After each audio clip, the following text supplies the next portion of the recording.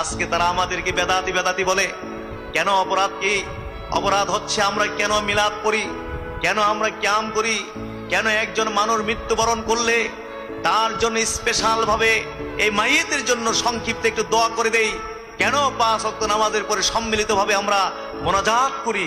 ওরে বাপরে বাপ, এইগুলোকে কেন্দ্র করে আমাদেরকে এমন ভাবে বেদাতি বেদাতি বেদাতি বেদাতি বলে চিল্লায়,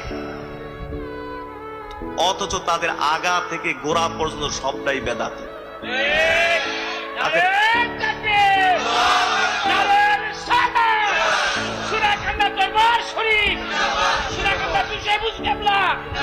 বাংলাদেশ তালিমি হিজবুল্লাহ, বাংলাদেশ ইসলামী যুব কাফেলা, বাংলাদেশ ইসলামী ছাত্র কাফেলা,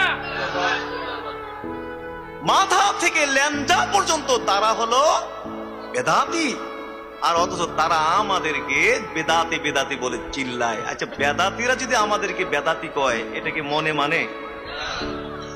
বেদাতিরা আমাদেরকে বেদাতি বলে চিল্লায়, এটাকে মনে মানে? আরে আমাদের এগুলো কি কি বেদাত? এগুলো, এই সমস্ত বেদাত গুলো দ্বারা দিনের কি ক্ষতি হয়, আখিরাতের কি ক্ষতি হয়? আর আপনাদের এক একটি মারাত্মক মারাত্মক বেদাতের কারণে দুনিয়া ধ্বংস হয়ে যাচ্ছে, আখিরাত ধ্বংস হয়ে যাচ্ছে। অথচ আল্লাহর রাসূল আপনাদের এই বেদাতের ব্যাপারে বলেছেন যে কুল্লু বিদাতিন দলালা ও কুল্লু দলালাতিন ফিন্নার, প্রত্যেক বেদাত গোমরাহি, আর যে গোমরাহি সে জাহান্নামী। আপনাদের কথা বলেছেন, আপনাদের বেদাতগুলোর কথা বলেছেন, আর আমাদের কি এগুলো কি ছাতা পাতার বেদাত?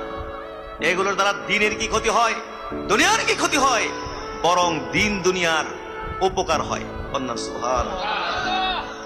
তাদের উদ্দেশ্য হলো, তারা যদি আমাদেরকে জোরে জোরে জোরে জোরে বেদাতি বেদাতি বেদাতি বেদাতি বলে চিল্লায়, তাইলে তাদের বেদাত গুলো ঢাকা যাইব।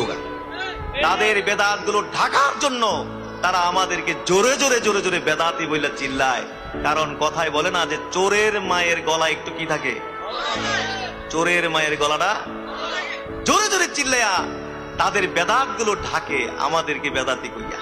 জোরে বলুন নাউজুবিল্লাহ। দুনিয়ায় আপনি আপনার বেদাত গুলো ঢাকলেন, এখানে ঢাকতে পারলেন, কিন্তু মাটির নিচে গিয়ে আপনার বেদাত কি ঢাকতে পারবেন? আল্লাহ রাসূল চিনবেন না, বলবে যে এরা তো আপনার উম্মত। আল্লাহ রাসূল বলে দূর হ, দূর হ, তোরা বেদাতি দূর হ, তোরা আমার পরে আমার দিনকে তোরা বিকৃতি করে দিয়েছিলি, যা সর। ওদেরকে বেদাতি বলা হচ্ছে। এই সমস্ত হারাম তরিকা রাজনীতির সাথে আমরা যাব না, আমরা কোরআন সুন্নাহকে আঁকড়ে ধরে পড়ে থাকবো।